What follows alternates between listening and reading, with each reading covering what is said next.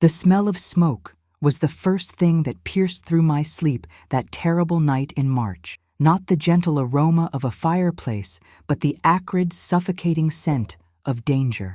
As flames began to dance outside my bedroom window, I never imagined that my own flesh and blood would become my greatest threat. My name is Judith Coleman. I'm 62 years old, and I live in what was once a beautiful two-story home in Melbourne, Australia.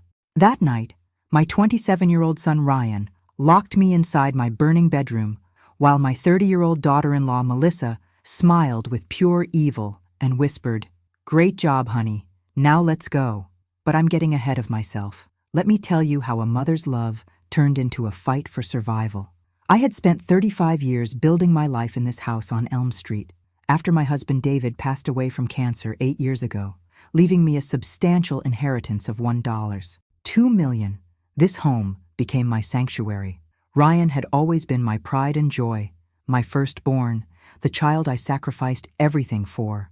When he struggled to find work after university, I paid his $45,000 student debt. When he wanted to start his graphic design business, I gave him $80,000 without hesitation. When he met Melissa 3 years ago, I welcomed her with open arms, even though something about her calculating smile always made me uneasy. The family gathering that weekend was supposed to celebrate Ryan's birthday. I had spent days preparing his favorite meals, decorating the house, and had even surprised him with a $15,000 check to help expand his struggling business. Melissa had been unusually sweet that week, helping me with the preparations, complimenting my cooking, even suggesting I update my will to make things easier for Ryan when the time comes. I should have seen the red flags, but a mother's heart wants to believe the best about her children. That Saturday evening, as we finished dinner, I noticed Melissa and Ryan exchanging strange glances. They kept whispering to each other, and when I asked if everything was all right, Melissa just smiled that cold smile and said, "Everything's perfect, Judith. Just perfect." There was something chilling about the way she said my name, not Mom, as she usually called me, but Judith, distant and formal. I went to bed around 10 o'clock, feeling oddly unsettled but attributing it to the wine we'd shared during dinner. My bedroom was on the second floor at the end of the hallway. I remember thinking how quiet the house seemed, too quiet for a night when my son and his wife were staying over. Usually, I could hear their television or soft conversations drifting through the walls, but that night there was only an eerie silence. I was awakened around midnight by the smell of smoke. At first, I thought it might be coming from outside, perhaps a neighbor's barbecue or a distant bushfire. But as I became more alert, I realized the smell was getting stronger, and I could see an orange glow flickering under my bedroom door. Panic began to set in as I heard the crackling sound that could only mean one thing: fire. I rushed to my bedroom door and tried to turn the handle, but it wouldn't budge. I pulled and twisted with all my strength, but the door was locked from the outside. That's when I heard Ryan's voice in the hallway, and my blood turned to ice. "Is it done?" he asked someone. Through the crack under my door, I could see shadows moving. And then I heard Melissa's voice, sweet as honey but deadly as poison. "Great job, honey. Now let's go. She'll never bother us again." The realization hit me like a physical blow. My own son, the child I had carried for 9 months, raised with love, supported financially and emotionally through every challenge, had locked me in a burning house. The flames were getting closer, and I could feel the heat intensifying. My hands were shaking so violently I could barely think straight, but somehow I managed to find my phone on the nightstand. There was only one number I could call, one person who could help me now. As I dialed those familiar digits, I whispered a prayer that it wasn't too late. If this story has gripped you as much as it gripped me while living it, please hit that like button and subscribe to hear the rest of this incredible journey. Also, let me know in the comments where you're watching from and what time it is there. I love connecting with people from around the world who understand that sometimes truth is stranger than fiction.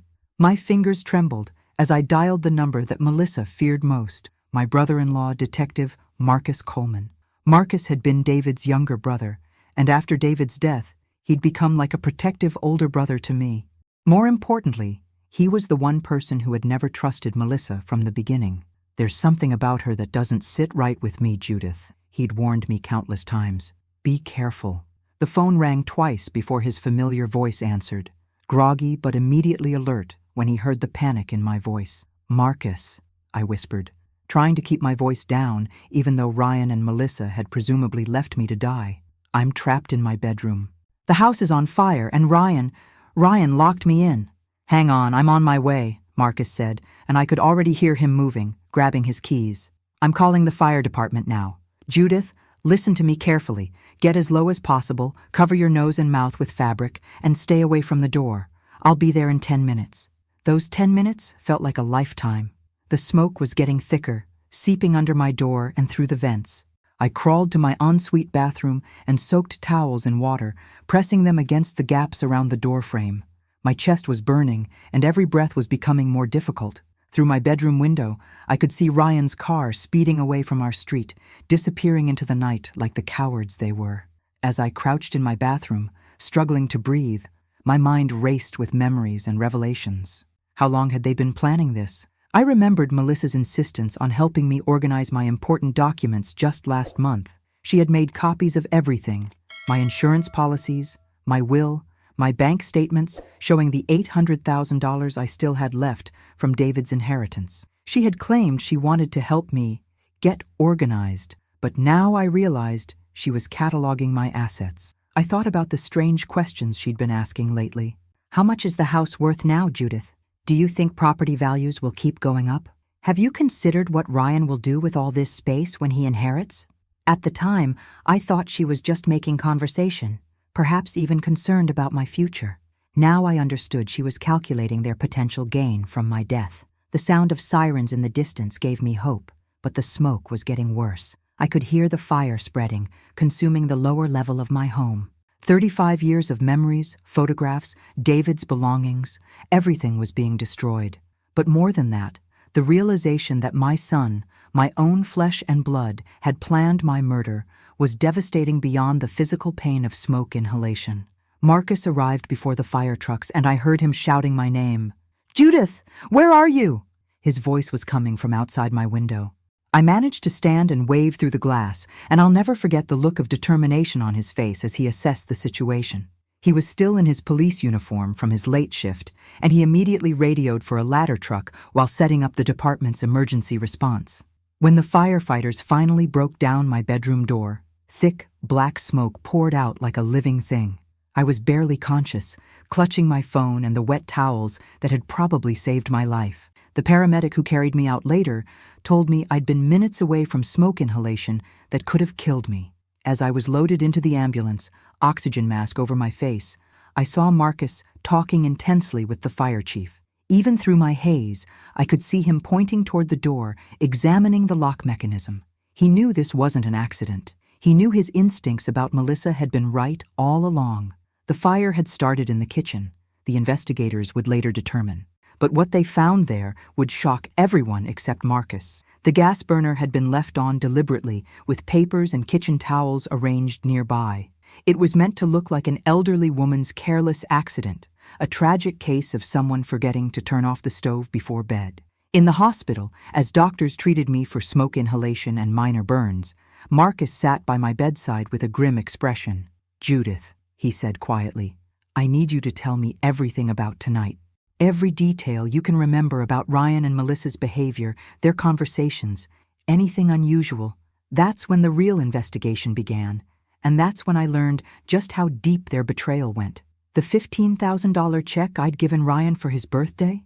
He had already deposited it that very afternoon, just hours before they tried to murder me.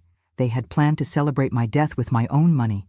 But Marcus had more shocking news. "Judith, I ran a background check on Melissa after you called tonight. Her real name isn't Melissa Sanders, it's Melissa Crawford, and she has a criminal history. 2 previous relationships with older men who died under suspicious circumstances. Both inherited money from these men before their deaths. My son hadn't just tried to kill me for money. He had fallen in love with a serial killer. The next morning, as I lay in the hospital bed breathing through an oxygen tube, Marcus returned with Detective Sarah Chen from the Fraud Division and a folder thick with documents that would change everything I thought I knew about my son and daughter-in-law. "Judith," Detective Chen said gently, pulling up a chair beside my bed, "we need to show you some things that might be difficult to see, but you need to know what we're dealing with. The first photograph they showed me was a marriage certificate, but it wasn't Ryan and Melissa's marriage to each other. It was Melissa's marriage to a 68-year-old man named Harold Winters in Brisbane, dated just 6 months before she met Ryan. My blood ran cold as Detective Chen explained that Harold had died in a house fire 3 months after their wedding, leaving Melissa as the sole beneficiary of his $300,000 estate. "There's more," Marcus said grimly. "We found a second marriage certificate. Before Harold, there was Frederick Matthews, age 71, from Sydney. Same pattern, house fire, inheritance, and Melissa disappearing with the money. She's done this before, Judith. Twice." I felt sick to my stomach. My son wasn't just trying to kill me for my inheritance. He was helping a woman who had already murdered 2 other people. But Detective Chen's next revelation was even worse. "Melissa isn't even her real name," she continued. "She was born Michelle Crawford, and she has been using false identities for years. We found evidence in her belongings that she had been researching wealthy widows in Melbourne for months before she met Ryan. Your name was on a list, Judith. You were targeted." They showed me printed emails between Melissa and someone identified only as Jay discussing the Australian job and the old woman's timeline. The emails detailed my daily routines, my financial situation, even my relationship with Ryan. Someone had been watching me for months, learning my habits, planning my murder with the cold precision of a business transaction. But the most devastating discovery was yet to come. Detective Chen handed me a notebook that had been found in Melissa's purse, a detailed journal of her relationship with Ryan, but not the kind of romantic journal a wife might keep. This was a manipulation manual. Day 12. R is still resistant to the full plan. Need to work on his desperation about money. Day 28. Showed R the house valuations. He's starting to see the bigger picture. Mother has over $800K plus property value. Day 45. R agreed to the fire plan but wants assurance no one will suspect him. Promised him we'll be in Brisbane before anyone investigates. Day 67. R is wavering again. Reminded him about his failed business and debt. Applied pressure about our future together. Reading her cold, calculated words about manipulating my son was like being stabbed repeatedly. But Ryan's responses, documented in text messages they had recovered, showed he wasn't an innocent victim of manipulation. He was a willing participant. "I can't believe I'm saying this, but you're right. She's old, she's alone, and I'm her only heir anyway. The insurance money plus her savings would set us up for life. We could disappear to Thailand like you suggested. I'll do it, but we have to make sure it looks accidental. I won't spend my life in prison for her." Marcus watched my face as I read these messages, his own expression a mixture of anger and sympathy. "Judith, I know this is hard to process, but there's something else. We tracked their financial transactions. They've been planning this for 6 months. They rented a storage unit where they've been stockpiling cash and preparing fake identification documents. They were going to flee the country after your death. The depth of their betrayal was overwhelming. Ryan, the son I had supported through every failure, had been planning my murder for half a year. Every family dinner, every birthday gift, every expression of love from me had been met with his secret planning of my death. But Detective Chen had one more revelation that would explain everything. "Judith, we believe Melissa has been drugging you. The blood tests we ran when you were admitted showed traces of a mild sedative in your system. She's been keeping you slightly confused and tired, making you more vulnerable and less likely to notice their planning." Suddenly, everything made sense. The unusual fatigue I'd been feeling for months, the way I'd been forgetting small things, the headaches that came and went without explanation. Melissa had been slowly poisoning me, preparing me for the final act of murder. As I processed this information, Marcus leaned forward. "Judith, they made one crucial mistake. They assumed you would be too confused and frightened to call for help, and they didn't know about your relationship with me. But more importantly, they underestimated you. You survived, and now we have enough evidence to ensure they never hurt anyone again." The investigation was moving quickly. Within hours of the fire, police had issued warrants for Ryan and Melissa's arrest. Their car had been spotted heading toward the airport, but airport security had been alerted. They were trapped, probably panicking, realizing their perfect plan had failed. But I knew my son. He was smart, and when cornered, he could be resourceful. They wouldn't give up easily, and I had a feeling the real battle was just beginning. By the second day after the fire, Ryan and Melissa had vanished completely. Their car was found abandoned in a shopping center parking lot in Dandenong, but security footage showed them getting into a taxi. The trail went cold from there, but Marcus assured me that with their photographs now distributed to every police station in Australia, it was only a matter of time. I was released from the hospital that afternoon, my lungs still burning, but my resolve stronger than ever.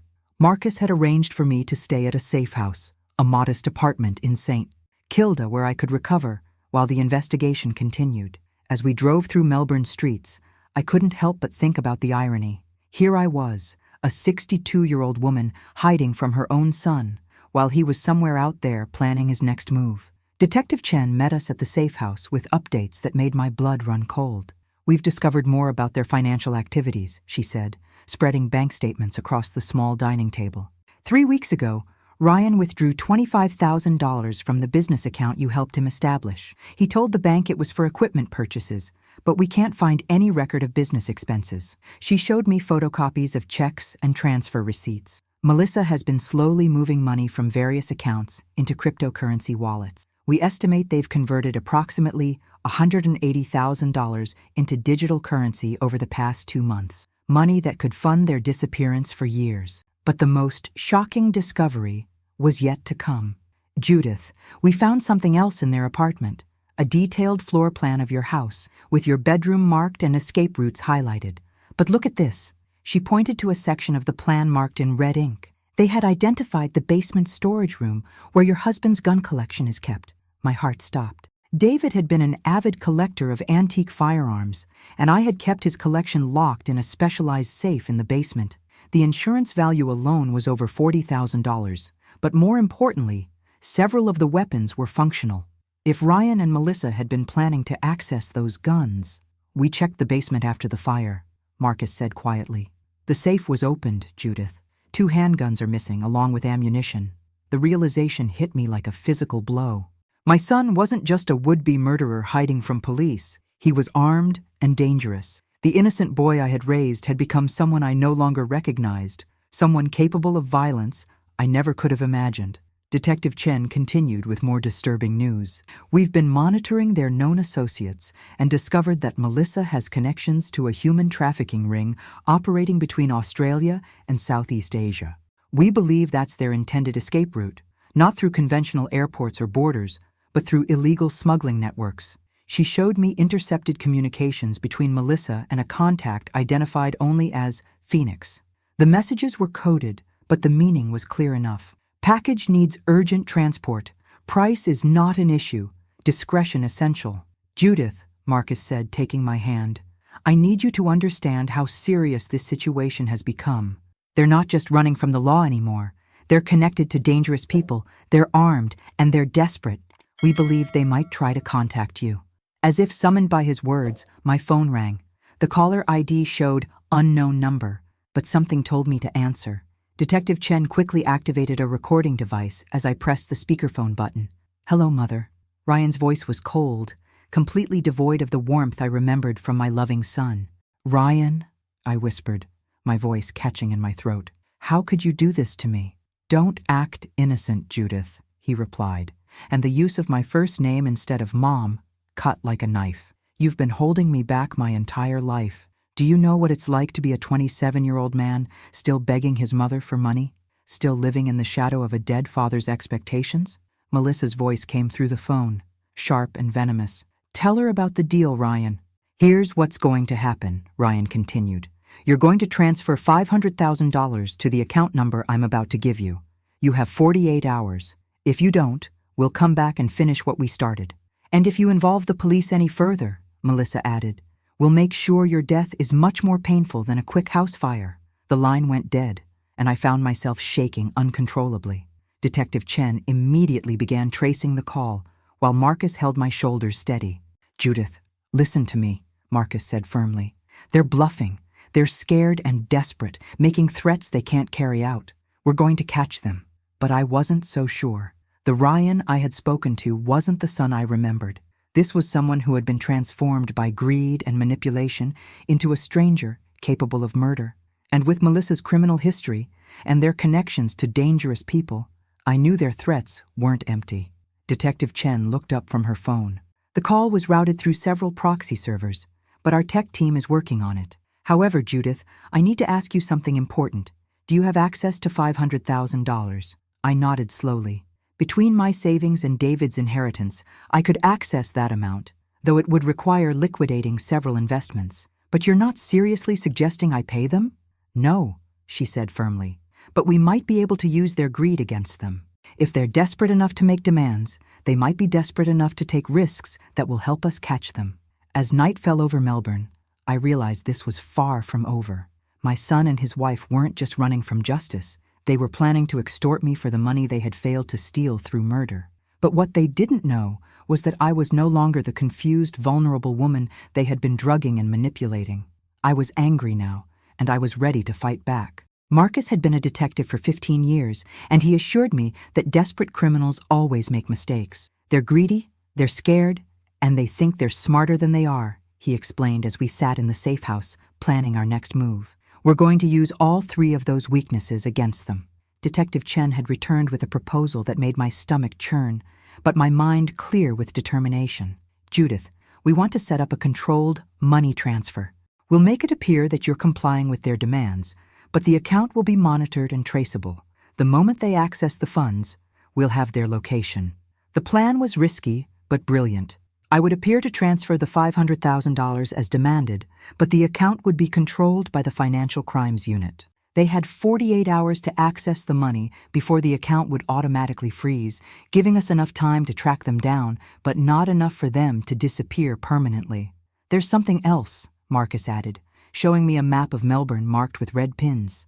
We've identified 3 locations where Melissa has connections, safe houses used by her trafficking network. If they're still in Melbourne, they're likely at one of these places. The first location was a warehouse in Footscray, registered to a shell company that the Organized Crime Division had been monitoring for months.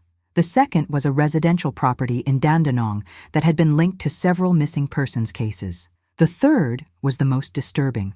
A boat moored at a marina in Williamstown, registered to the same Phoenix contact who had been communicating with Melissa. If they're planning to leave the country illegally, Detective Chen explained, that boat is probably their escape route. Our marine unit is already conducting surveillance, but we can't move until we have confirmation they're there. As we prepared for the operation, I reflected on the $500,000 they were demanding.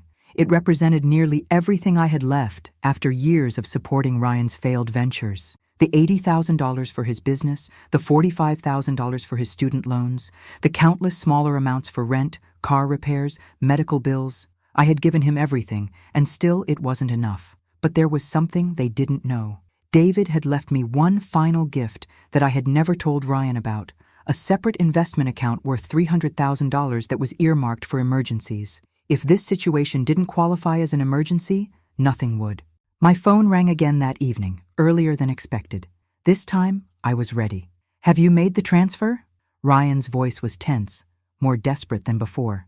Ryan, please, I said, following the script Detective Chen had prepared. This money is all I have left. Your father's insurance, our savings. If I give this to you, I'll have nothing.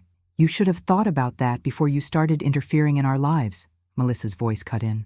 Make the transfer now, or we're coming for you tonight. I need more time, I pleaded, genuinely emotional despite knowing this was part of the plan. The banks are closed, and I can't access that much money immediately. Give me until tomorrow evening. There was a pause, then Ryan's voice again, softer but still cold. You have until 6 p.m. tomorrow.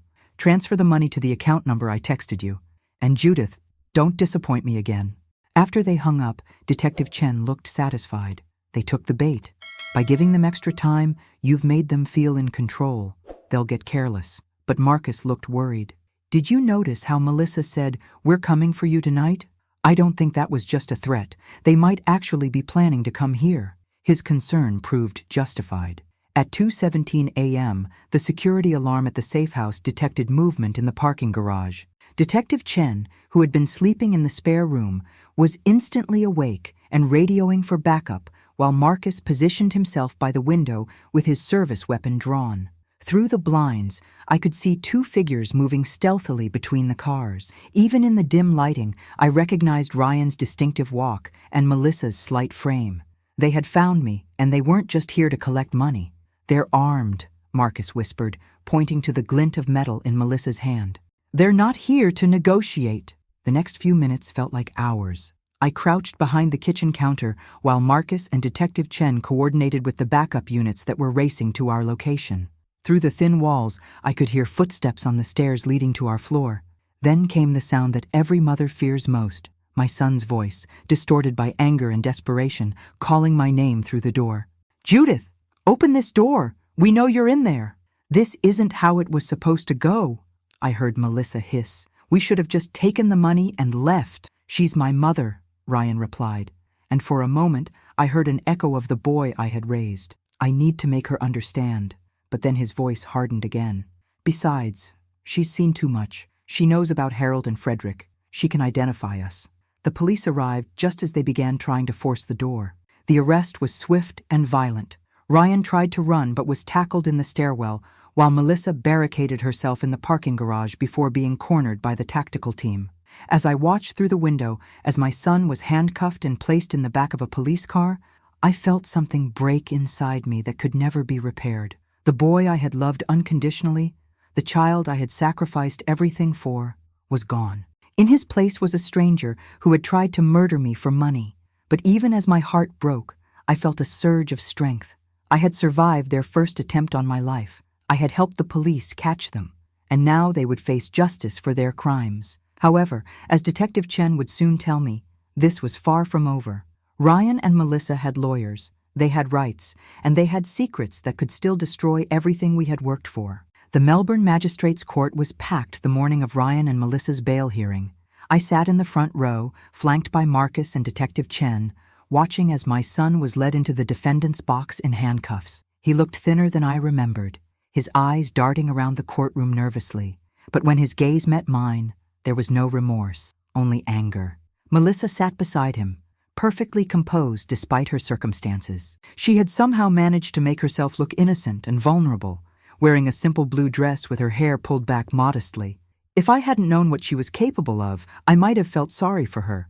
Their lawyer, a sharp-dressed man named Jonathan Pierce, who specialized in defending white-collar criminals, stood to address the magistrate. What he said next shocked everyone in the courtroom.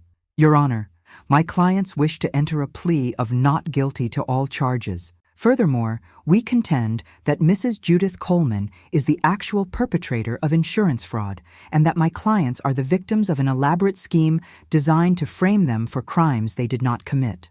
I felt the blood drain from my face. Detective Chen immediately began taking notes, while Marcus reached over to squeeze my hand reassuringly. But Pierce wasn't finished. "Your Honor, we have evidence that Mrs. Coleman staged the fire herself as part of an insurance fraud scheme worth $3 million. The house was heavily insured, and Mrs. Coleman was facing significant financial difficulties due to poor investment choices. We believe she attempted to frame my clients to deflect attention from her own criminal activities." The magistrate looked skeptical, but allowed Pierce to continue. "Furthermore, Your Honor, we have documentation showing that Mrs. Coleman has been suffering from early-stage dementia, making her unreliable as a witness. The allegations against my clients are the confused fantasies of an elderly woman who cannot distinguish between reality and her own paranoid delusions." I wanted to stand up and scream, but Detective Chen placed a firm hand on my arm. This was exactly what they had prepared me for. Ryan and Melissa's lawyers would try to paint me as a confused old woman whose testimony couldn't be trusted. The prosecution, led by Crown Prosecutor Sarah Williams, stood to respond. "Your Honor, the evidence against the defendants is overwhelming. We have recorded phone conversations in which they explicitly threaten Mrs. Coleman's life. We have physical evidence of their planning, including detailed maps of the victim's home. And we have documentary evidence linking the female defendant to 2 previous suspicious deaths." She presented a thick folder to the magistrate. "We also have medical testimony confirming that Mrs. Coleman was being systematically poisoned with sedatives, which accounts for any confusion she may have experienced. The defendant's attempt to portray her as mentally incompetent is simply another layer of their abuse." But Pierce had one more devastating revelation. "Your Honor, we have bank records showing that Mrs. Coleman recently liquidated $400,000 in investments and has been making large cash withdrawals. We believe she was preparing to flee the country herself after collecting the insurance money. My clients discovered her plan and confronted her, which is why she has fabricated these elaborate accusations against them. My head was spinning. How could they twist the truth so completely? The money I had liquidated was part of the emergency fund David had left me, money I had planned to use if I needed to relocate for my safety after the fire. But in their hands, even my reasonable precautions became evidence of guilt. The magistrate asked for documentation of these claims, and Pierce produced bank statements that I recognized as my own. Somehow, they had obtained access to my private financial records. But more disturbing was what the records showed. Transactions I didn't remember making, withdrawals I had no memory of authorizing. During the lunch recess, Detective Chen pulled me aside with a grim expression. "Judith, we have a problem. Those bank records show financial activity that we weren't aware of. Either someone has been accessing your accounts without your knowledge, or what?" I demanded. "Or the sedatives Melissa was giving you caused more memory loss than we realized, and you made these transactions while you were impaired." My world felt like it was collapsing again. If I couldn't remember my own financial activities, how could I be certain about anything else? Had Ryan and Melissa somehow gained access to my accounts? Or had the drugs Melissa gave me caused me to do things I couldn't remember? Marcus joined our conversation with even more disturbing news. "Judith, I just spoke with the forensics team. They found something at the fire scene that we missed initially. There were accelerants used to start the fire, but they were stored in your basement workshop. Someone familiar with your house and your husband's old woodworking supplies would have known exactly where to find them." The implication was clear. Either Ryan had used his knowledge of our house to start the fire, or I had done it myself during one of my drug-induced confused states and simply couldn't remember.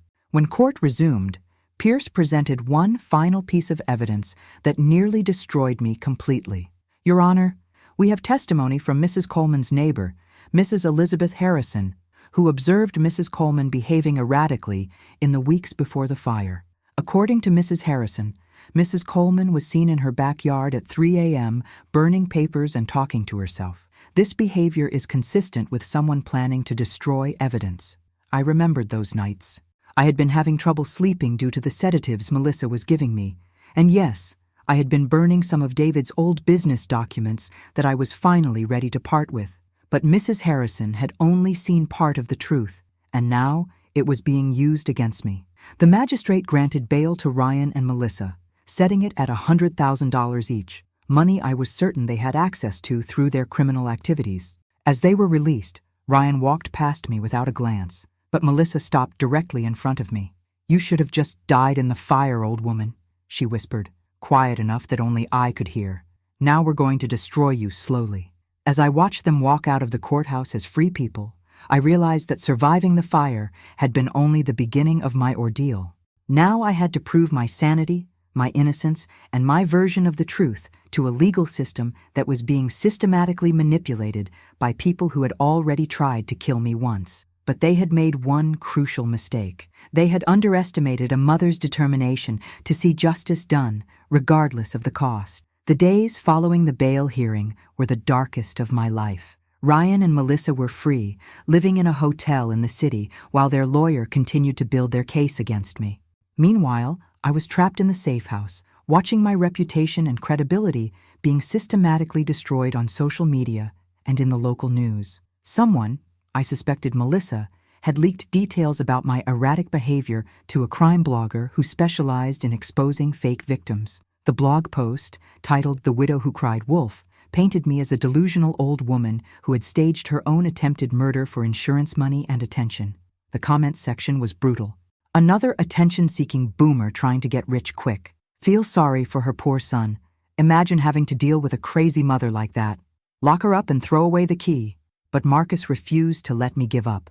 "Judith, I've seen enough real crime to know the difference between a victim and a perpetrator. We're going to fight this with everything we have." Detective Chen had been working around the clock, and she arrived at the safe house that morning with news that changed everything. "Judith, we've made a breakthrough. Our tech team finally cracked Melissa's encrypted communications, and what we found is going to destroy their entire defense." She showed me printed emails that made my blood run cold. These are communications between Melissa and her contact Phoenix from 6 months ago, long before the fire. Look at this one. The email was dated 3 months before Melissa had even met Ryan. Target identified, Judith Coleman, 62, widowed, estimated assets, 1.2 matters. Son is weak-willed and financially desperate. Will require standard manipulation protocol followed by elimination. Timeline, 6-8 months. Detective Chen showed me another email, this one from just 2 weeks after Ryan and Melissa started dating. Phase 1, complete. Subject's son is fully committed to relationship. Beginning financial reconnaissance and drug protocol. Subject appears trusting and isolated. The evidence was overwhelming. Melissa had targeted me specifically, researched my financial situation, and planned my murder months before she had even gained Ryan's trust. This wasn't a crime of passion or desperation. It was a calculated business arrangement. "There's more," Detective Chen continued, her voice tight with anger. "We found evidence that Melissa has been accessing your bank accounts using information she gathered during her helpful document organization sessions. She's been making small withdrawals and transfers that were designed to support their fraud claims. She showed me transaction records with my forged signature authorizing transfers to accounts I had never heard of. Melissa is skilled at forgery. It's how she managed to inherit money from her previous victims. She's been setting up evidence to frame you for months. But the most shocking discovery was yet to come. Judith, we also found communications between Melissa and someone at your insurance company. She's been paying a claims adjuster named Robert Fletcher to support their fraud allegations. He's the one who provided Pierce with your financial records. My insurance company was supposed to be protecting me, but instead, one of their employees had been selling my private information to the woman who tried to murder me. The scope of the conspiracy was staggering. Marcus had been quiet during this revelation, but now he spoke up with grim satisfaction. This changes everything. With this evidence, we can not only prove their guilt, but also demonstrate that you've been the victim of an elaborate criminal conspiracy. Pierce's entire defense just collapsed, but Detective Chen looked troubled. There's something else, Judith. In monitoring their communications since the bail hearing, we discovered that they're planning to flee the country within the next 48 hours. They have tickets on a cargo ship leaving from Fremantle, bound for Indonesia.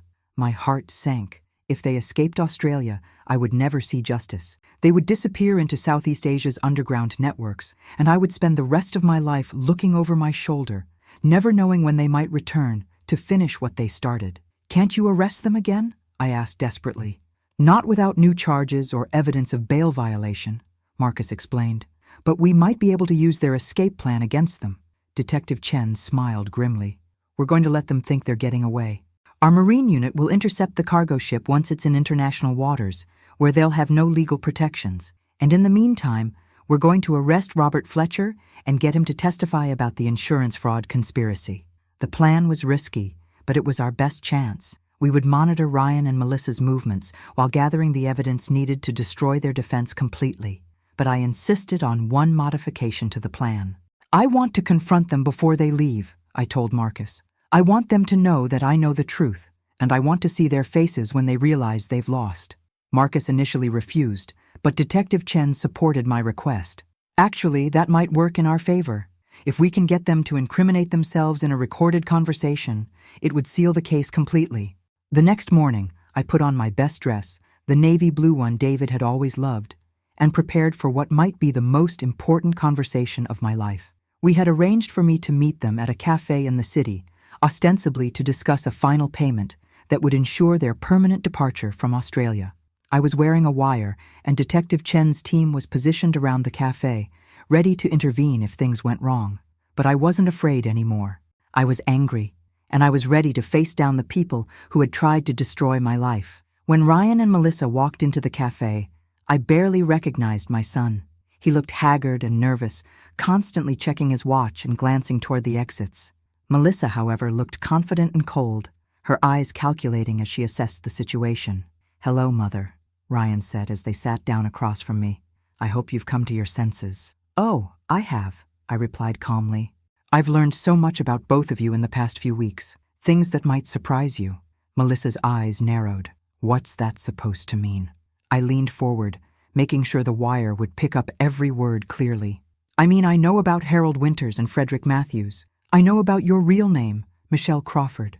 I know about the insurance fraud conspiracy and the forged documents." Ryan's face went white, but Melissa remained composed. "You're confused, Judith. You've been through trauma, and you're not thinking clearly." "Actually, I'm thinking more clearly than I have in months," I replied. "Ever since I stopped drinking the tea you were making for me. The tea with the sedatives." That got a reaction. Melissa's mask slipped for just a moment, and I saw the cold calculation underneath. "You can't prove any of that, can't I?" I smiled, thinking of all the evidence Detective Chen had shown me. "You made one crucial mistake, Melissa. You documented everything. Every email, every plan, every murdered husband. You kept records like a businesswoman, and now those records are going to put you in prison for the rest of your life." Ryan finally spoke, his voice shaking. "Mom, you don't understand. Melissa and I, we love each other. Everything that happened was just, it got out of hand."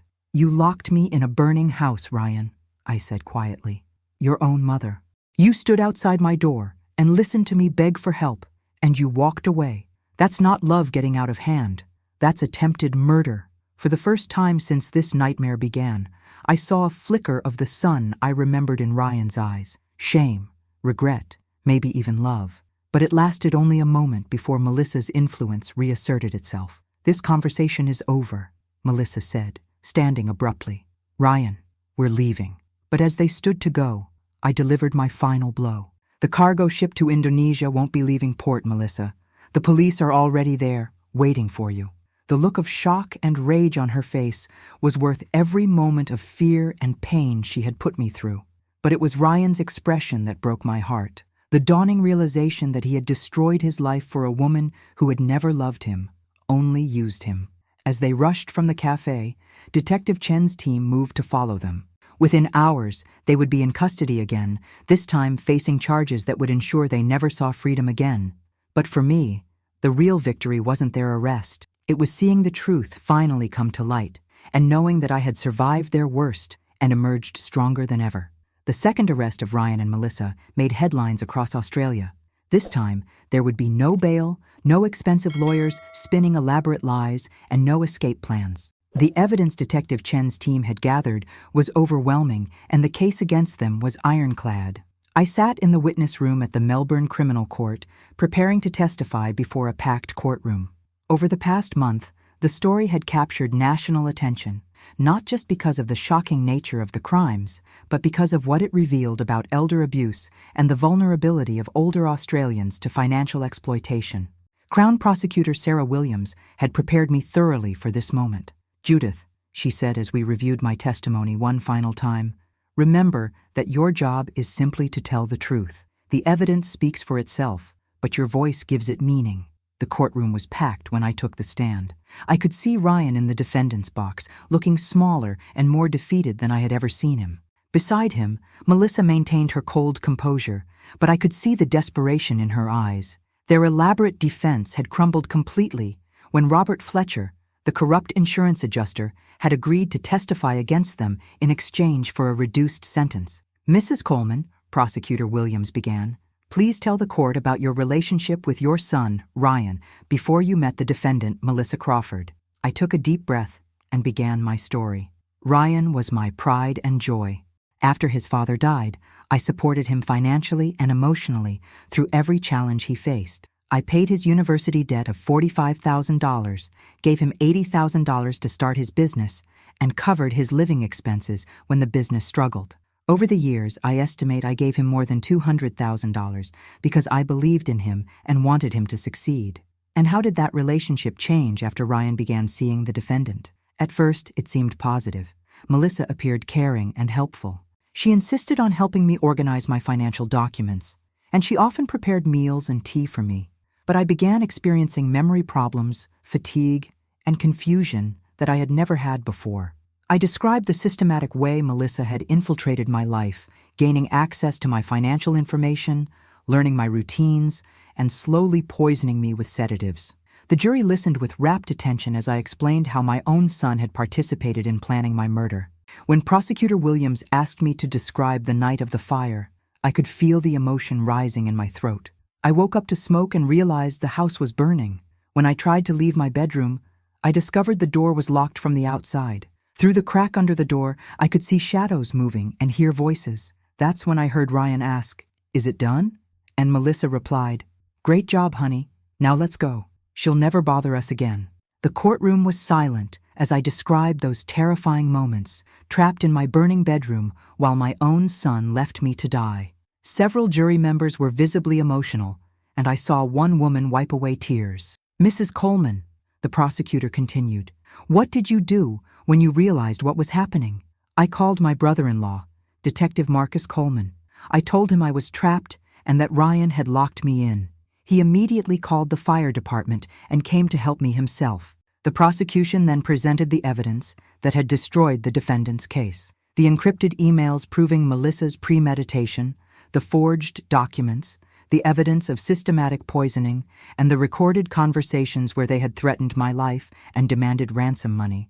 But it was the testimony of Robert Fletcher, the corrupt insurance adjuster, that provided the most damning evidence. "Melissa Crawford approached me 6 months ago," he testified. "She offered me $50,000 to help build a case that Mrs. Coleman was committing insurance fraud. She provided me with forged documents and asked me to leak Mrs. Coleman's financial information to support their defense." He explained how Melissa had been planning this elaborate frame-up from the beginning, using her relationship with Ryan to gain access to me while simultaneously building evidence to use against me if her murder attempt failed. When it was time for cross-examination, Ryan and Melissa's lawyer, Jonathan Pierce, tried desperately to salvage their defense. But without the insurance fraud angle and the forged evidence, he had nothing left to work with. "Mrs. Coleman," Pierce began, "isn't it true that you were experiencing memory problems and confusion even before you met my client, Miss Crawford?" "No," I replied firmly. "I had no memory problems until Melissa began preparing my food and drinks. Medical tests confirmed that I was being systematically poisoned with sedatives." Pierce tried several more angles, suggesting I was motivated by insurance money or that I was confused about the events of that night. But every question he asked was easily countered by the overwhelming evidence and my clear, consistent testimony. The most powerful moment came when Pierce asked me directly, "Mrs. Coleman, how can this court be certain that you haven't fabricated these accusations against your own son?" I looked directly at Ryan as I answered, "Because no mother would ever want to believe that the child she raised and loved could try to murder her for money. Every word I've spoken in this courtroom has been the most painful truth I've ever had to tell." For the first time during the trial, Ryan broke down completely. He buried his face in his hands and sobbed, finally showing some recognition of what he had done to me. When the prosecution rested their case, Pierce made a brief closing argument suggesting that Ryan had been manipulated by Melissa and deserved some consideration for his cooperation. But the evidence was clear. Ryan had been a willing participant in planning my murder. Melissa chose not to testify in her own defense, maintaining her cold silence until the very end. As I left the witness stand, I felt a weight lifting from my shoulders that I hadn't even realized I was carrying. For months, I had been branded as a confused old woman whose testimony couldn't be trusted. But in that courtroom, with the evidence supporting every word I spoke, my voice had finally been heard. The jury would deliberate for only 4 hours before returning with their verdict. But I already knew that regardless of the outcome, I had survived something that was meant to destroy me, and I had emerged stronger than ever. The jury deliberated for exactly 4 hours and 17 minutes. When the bailiff announced they had reached a verdict, the packed courtroom fell silent with anticipation. I sat in the front row between Marcus and Detective Chen, my hands trembling slightly as I prepared to hear the words that would determine whether justice would be served for the nightmare Ryan and Melissa had put me through. "Has the jury reached a verdict?" Judge Patricia Morrison asked. The jury foreman, a middle-aged man who had listened intently throughout the trial, stood with a solemn expression. "We have, Your Honor. On the charge of attempted murder in the first degree against defendant Ryan Coleman, how do you find?" "Guilty, Your Honor." "On the charge of attempted murder in the first degree against defendant Melissa Crawford, how do you find?" "Guilty, Your Honor." The guilty verdicts continued through all charges: conspiracy to commit murder, elder abuse, financial fraud, arson, and possession of stolen firearms. Ryan collapsed in his chair when the final verdict was read, while Melissa remained stone-faced, showing no emotion even as her future was sealed. Judge Morrison scheduled sentencing for the following week, but she addressed the defendants immediately. The crimes you have committed represent some of the most callous and calculated acts of betrayal this court has ever seen. Mr. Coleman, you attempted to murder the woman who gave you life and supported you unconditionally. Ms. Crawford, you are a predator who has made a career of targeting vulnerable people for financial gain. You will both remain in custody without bail until sentencing. As the courtroom began to empty, Ryan suddenly called out, "Mom! Mom! Please!" I turned to see him reaching toward me, tears streaming down his face. For a moment, I saw the little boy who used to run to me when he was hurt or scared. But that child was gone, replaced by a man who had chosen greed over love, money over family. "I'm sorry," he whispered as the bailiffs led him away. "I'm so sorry. I wanted to hate him. Part of me did. But another part of me, the part that had loved him unconditionally for 27 years, felt only profound sadness for the man he had chosen to become." Outside the courthouse, Detective Chen provided me with updates on the broader investigation that had grown from my case. "Judith, your courage in coming forward has led to the arrest of 12 other people involved in Melissa's criminal network.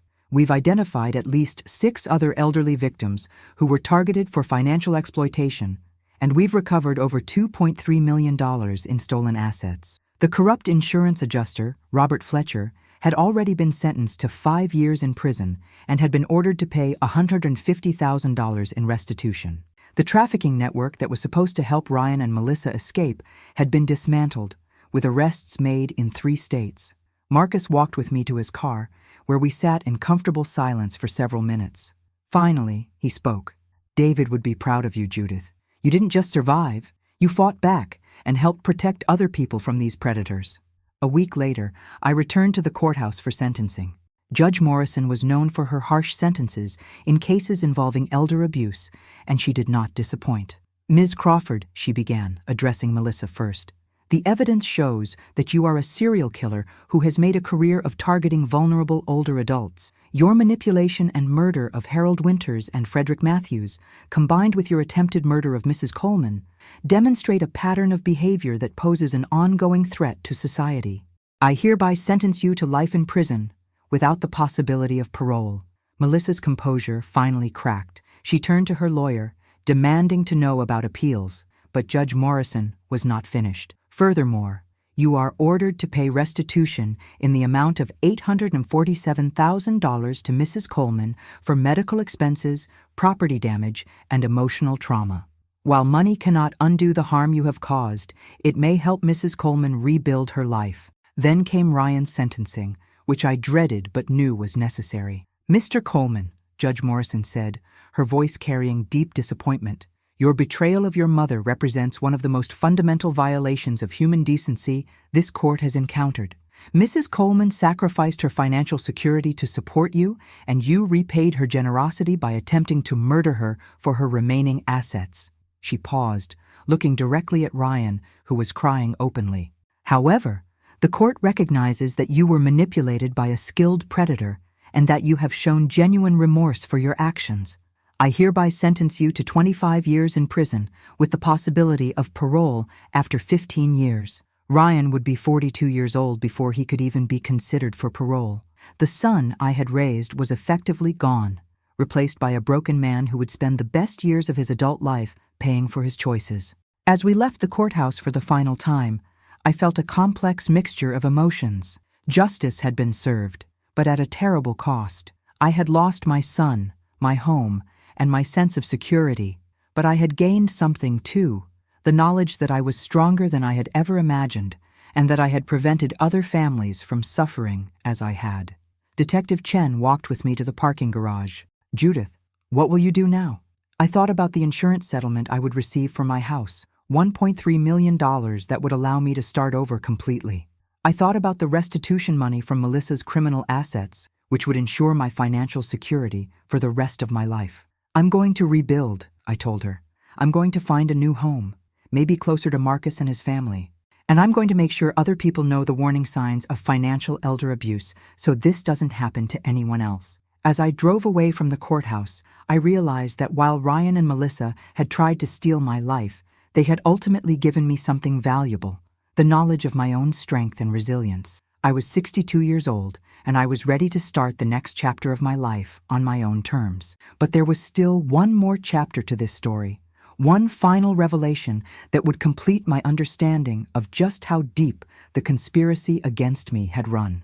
6 months after the trial, I stood in the garden of my new home in Brighton, a charming cottage just 20 minutes from Marcus and his family. The insurance settlement had allowed me to purchase the property outright, and for the first time in years, I felt truly safe and at peace. The garden was my sanctuary, rows of tomatoes, herbs, and flowers that I tended each morning with coffee in hand, watching the sunrise over Port Phillip Bay. It was a simple life, but it was mine, built on my own terms without fear or manipulation. Detective Chen had become a close friend during my recovery, and she visited regularly to update me on developments in cases related to the criminal network that had targeted me. On this particular morning, she arrived with news that would provide the final piece of the puzzle. "Judith," she said, as we sat on my back porch overlooking the garden, "we've finally cracked the encrypted files from Melissa's laptop completely. What we found explains everything that happened to you, and it's worse than we originally thought." She handed me a thick folder containing printed communications that dated back over 2 years. "Melissa didn't just target you randomly. She was specifically hired to eliminate you by someone who stood to benefit from your death." My blood ran cold. "What do you mean? Do you remember your late husband's business partner, Gerald Morrison? He co-owned the engineering firm with David for 15 years before they dissolved the partnership in 2018. I remembered Gerald well. He and David had built their engineering consultation business together, but they'd had a falling out over Gerald's gambling debts and questionable business practices. David had bought out Gerald's share of the company for $400,000, which had been a significant financial strain at the time. "Gerald never forgave David for forcing him out of the business," Detective Chen continued.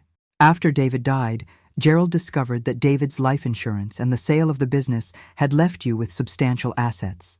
Gerald had been struggling financially due to his gambling addiction, and he blamed David, and by extension, you, for his financial problems. She showed me communications between Gerald and Melissa dating back 18 months. Gerald hired Melissa to eliminate you and make it look accidental. He promised her $300,000 upon completion of the job, money he planned to obtain by contesting David's will and claiming that he was owed additional compensation from the business dissolution. The scope of the conspiracy was staggering. Not only had my son been manipulated into trying to kill me, but the entire plot had been orchestrated by someone David had once considered a friend. Gerald provided Melissa with detailed information about your routines, your financial situation, and your relationship with Ryan. He's the one who suggested that she target Ryan as the method of getting close to you. Detective Chen showed me the most damning evidence. A recorded phone conversation between Gerald and Melissa from just days before the fire. "The old witch has got to go," Gerald's voice said clearly. "Make it look like an accident, collect your money, and disappear. Just make sure the son doesn't inherit everything. I've got legal claims that will tie up the estate for years." Gerald Morrison had been arrested that morning at his home in Toorak. Police had found evidence of massive gambling debts totaling over $800,000 and documentation showing his plans to challenge David's will once I was dead. "Judith," Detective Chen said gently, "Gerald never cared about Ryan or what happened to him. Ryan was just a convenient tool to get to you. When Melissa inevitably disappeared after your murder, Ryan would have been left to face the consequences alone while Gerald claimed David's assets. I felt a profound sadness wash over me. Not just for myself, but for Ryan. He had been manipulated, not just by Melissa, but by a conspiracy designed to destroy our entire family. While this didn't excuse his choices, it helped me understand how a vulnerable young man drowning in debt and desperation could have been turned against his own mother. "What will happen to Gerald?" I asked. "He's been charged with conspiracy to commit murder and will likely receive a life sentence. His testimony has also helped us understand the full scope of Melissa's previous crimes. We now have evidence linking her to 4 additional suspicious deaths, not just the 2 we originally knew about." As Detective Chen prepared to leave, she handed me one final document. "This is a letter that Ryan wrote to you from prison. The warden asked me to deliver it personally. You don't have to read it if you're not ready." That evening, as the sun set over my garden, I finally opened Ryan's letter. His handwriting was shaky, and there were obvious tear stains on the paper. "Mom, I know I have no right to ask for your forgiveness, and I'm not writing this letter to seek your sympathy. I'm writing because you deserve to know the truth about how I became the monster who tried to kill you. When I met Melissa, I was drowning in debt and failure. My business was failing. I owed money to people who were threatening me, and I felt like I was disappointing you and Dad's memory every single day. Melissa seemed like a miracle, beautiful, supportive, and interested in helping me solve my problems. She started by suggesting small things. Maybe I should ask you for more financial help. Maybe you were being too controlling with your money. Maybe you didn't really understand how hard my life was. Gradually, she convinced me that you were holding me back, that your generation had everything handed to them while people like me struggled. When she suggested that I would be better off inheriting your assets sooner rather than later, I should have been horrified. Instead, I was so desperate and so manipulated that I actually began to resent you for being alive and keeping my inheritance from me. I know now that Gerald Morrison was paying Melissa to turn me against you, and that I was just a tool in a plan that would have destroyed me too. But that doesn't excuse what I did. I chose to believe Melissa's lies because they gave me an excuse to take what I wanted instead of earning it. Mom, I don't expect you to forgive me. I don't deserve it. But I want you to know that every day in prison, I remember the mother who taught me to ride a bike, who stayed up all night when I was sick, who celebrated every small victory in my life. That woman deserved better than the son I became. I'm getting counseling in prison, trying to understand how I became someone capable of what I did to you. I may never get out of here, but if I do, I want to spend the rest of my life trying to help other families avoid what happened to us. I love you, Mom. I'm sorry. Ryan. I folded the letter carefully and placed it in my memory box alongside photos of the son I used to know.